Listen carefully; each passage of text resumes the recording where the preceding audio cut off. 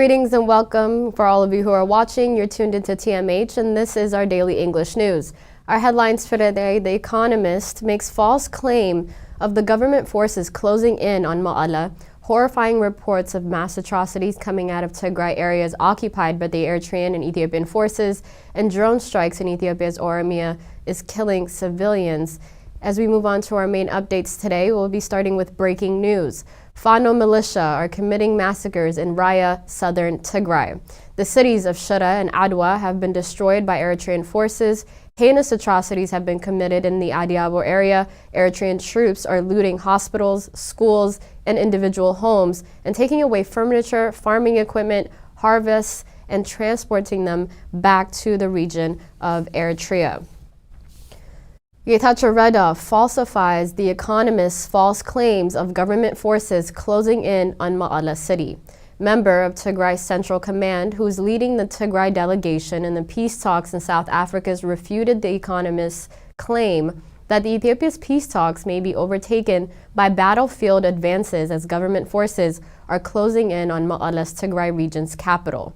This is a part of the same false claims that is being churned out by Abiy Ahmed's regime, as Getachew Reda said, adding that the area of fighting closest to Ma'ala is in Korem, a good 160 kilometers away from the regional capital.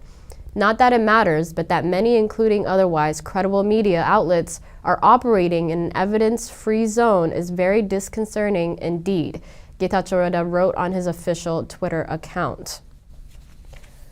Horrifying reports of mass atrocities are coming out of Tigray areas occupied by the Eritrean and Ethiopian forces. According to these reports, the atrocities being committed by Eritrean and Ethiopian forces are far worse than those seen during the early phases of this conflict. Atrocities include mass killings of civilians, including children and the elderly, rounding up youth and taking them to concentration camps, burning villages, and shelling towns while looting their properties. The government of Ethiopia not only denied committing these atrocities, but is threatening to consider its relations with some states and entities that are making accusations of such gravity against the country. The reports indicated that the town of Adwa has become a base for artillery attacks by the Ethiopian National Defense Forces and the Eritrean military in Tigray. These attacks aim at civilians and are accompanied by violence. Mass rapes have been reported in Adwa and other places, and in Salaklaka, 39 houses of IDPs have also been demolished, creating more IDPs in the future. Commander of Tigray Defense Forces says the joint invading forces are implementing scorched earth policy in all towns and villages that they have set foot on. General Taddese Warada made a remark in a briefing to the media yesterday afternoon. Let's take a listen.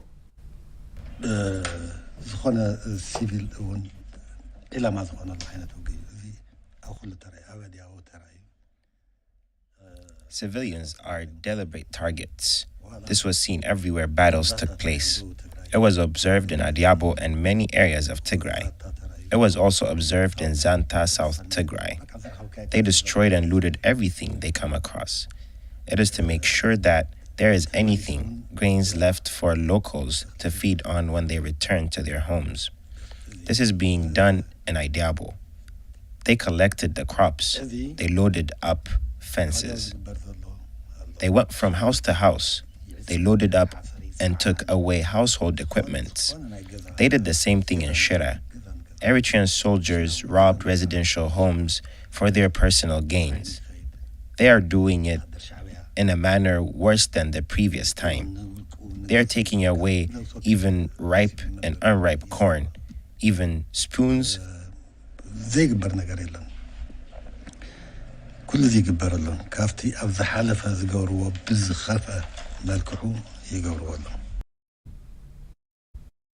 General Taddese stated that the Ethiopian regime is pursuing a strategy that only fuels the war and one that destroys and dismantles the country at large. Let's take a listen.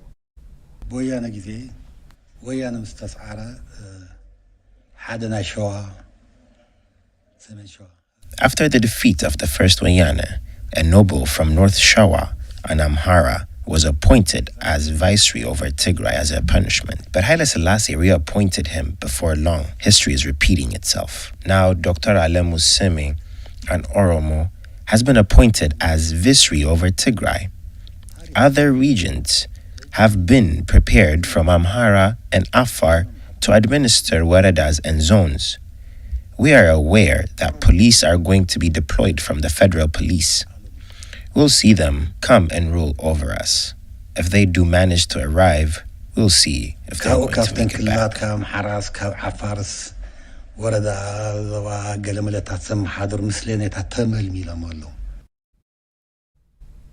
General Tadessa stressed that the atrocities and the joint forces are conducting have left Tigray youth with no option but to swell the ranks of Tigray Defense Forces to fight for their survival.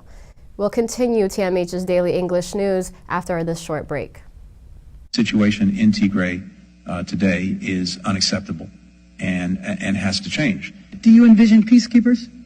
At this point, we have two other challenges that go to the security piece. One is we have, as you know, forces from Eritrea that are there, and we have forces from an adjoining region, Amhara, that are there.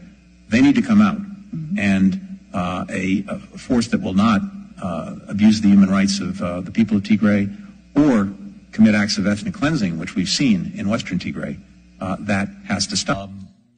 The world focuses on Ukraine, but 500,000 people have died in Tigray.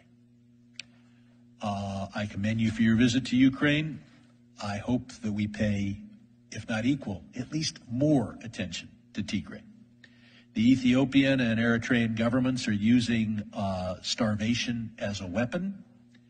And the World Food Program says that 90% of the people there need assistance. There's been a gruesome war underway in Ethiopia for a couple of years now. It's again in progress as we speak. Tens of thousands of women have been raped by militiamen, many of them intentionally infected with AIDS. Can it get worse than that?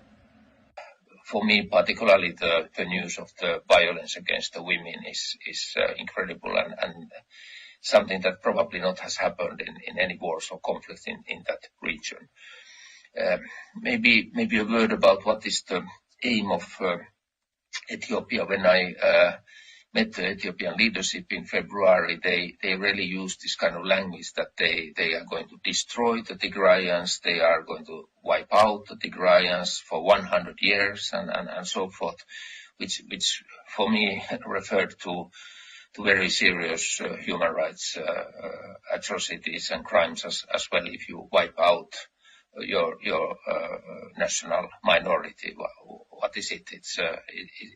You cannot destroy all the people, you cannot destroy all the population in Tigray, and I think that's very obvious that we have to react and because it looks for us like an ethnic cleansing. Welcome back. You're still tuned into TMH's English Daily News. As we move on to our next update, Canada has urged to use its feminist foreign policy to help the women of Tigray. Faven Aksmawit, who's a Tigrayan Canadian, presented a moving testimony to the Committee on International Human Rights at the Canadian Parliament today. And this is what she said. As Mr. Subdusep said, there's an estimated 120,000 Tigrayan women that have been heinously raped by the invading Eritrean forces, Amhara militia, and Ethiopian troops. Unfortunately, there aren't independent investigations ongoing on the ground, so the number could be even significantly higher, and it's going to get only worse in the second round of genocide that's happening currently on our watch, on all of your committees watch. We implore you to be a voice for the women of Tigray.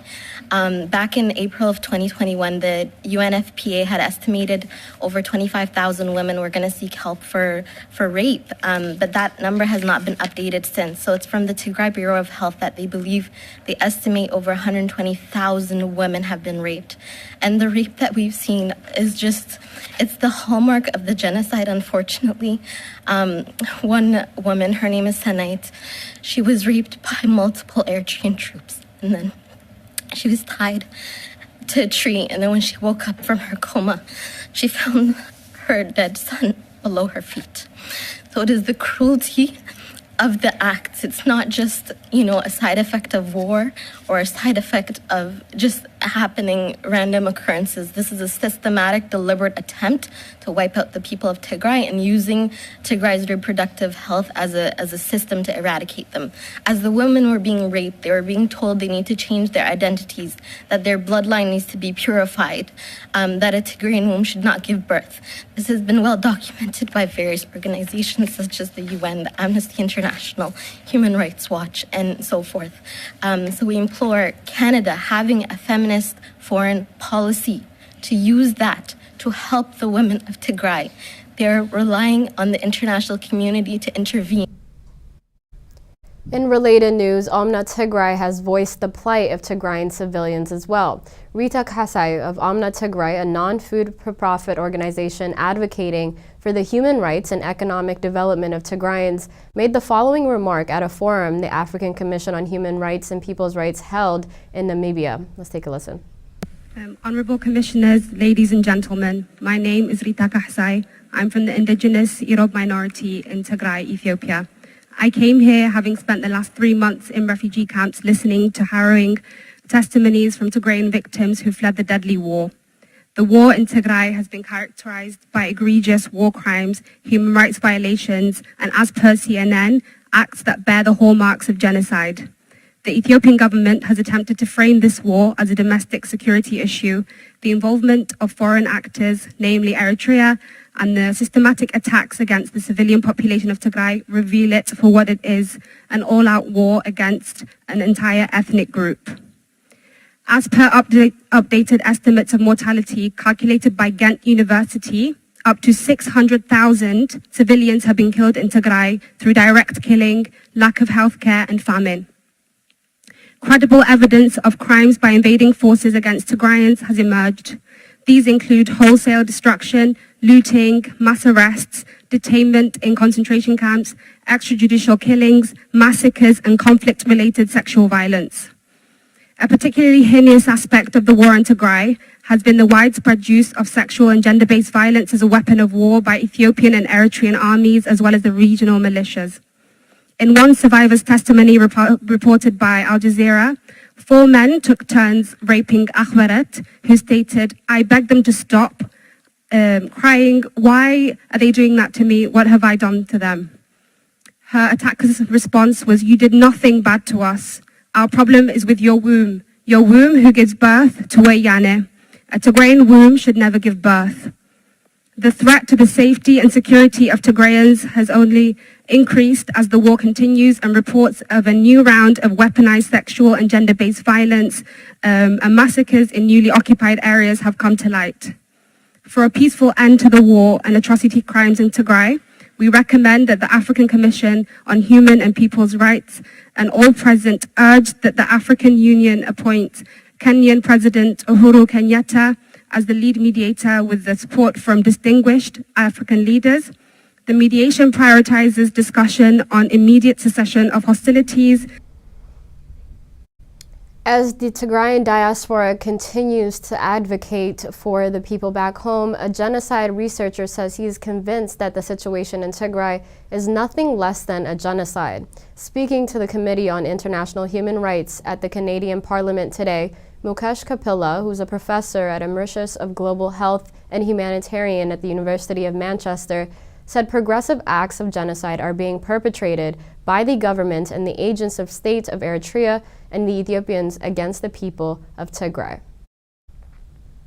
My professional assessment is clear, based on my experience of nearly 30 years of international war and peace efforts. Progressive acts of genocide are being perpetrated by the governments and agents of the states of Eritrea and Ethiopia against Tigrayans. I assert this categorically for the following reasons.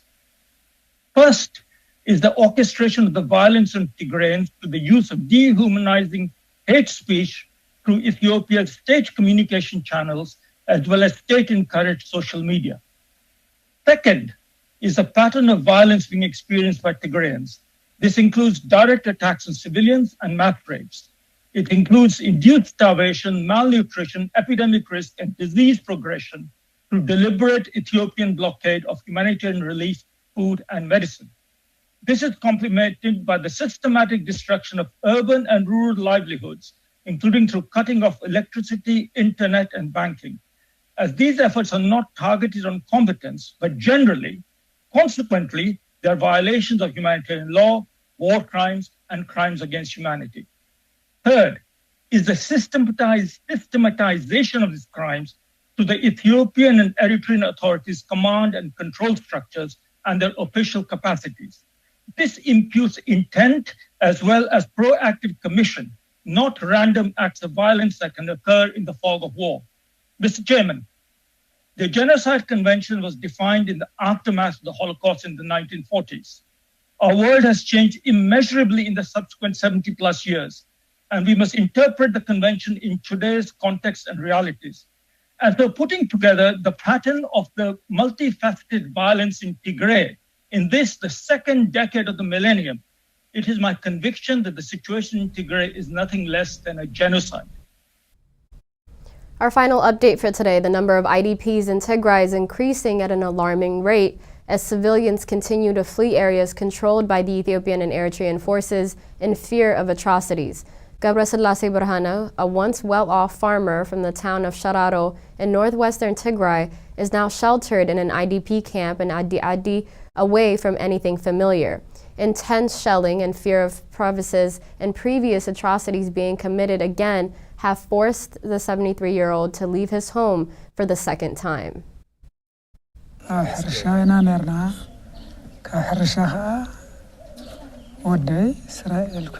am a farmer. I have a son who lives in Israel and is to help me. I had managed to put up buildings in Shararo, but we had to leave our belongings behind, as if it wasn't ours. We have been separated from our family members. There are many that were left in the wilderness along with their children, as they couldn't make the journey. And here we have nothing to eat and drink.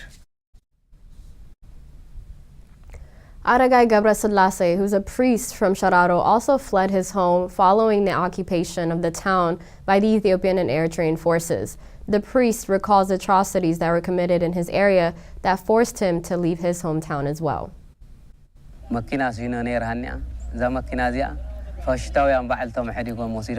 had a Sinotrack and the enemy troops took it by force last year. I was told it was in Hemora. They told me I could get my truck there. I have witnessed many atrocities on my journey to Hemora. Many monasteries and monks were also a target of the enemy force. They have no mercy for monks, churches, or even children.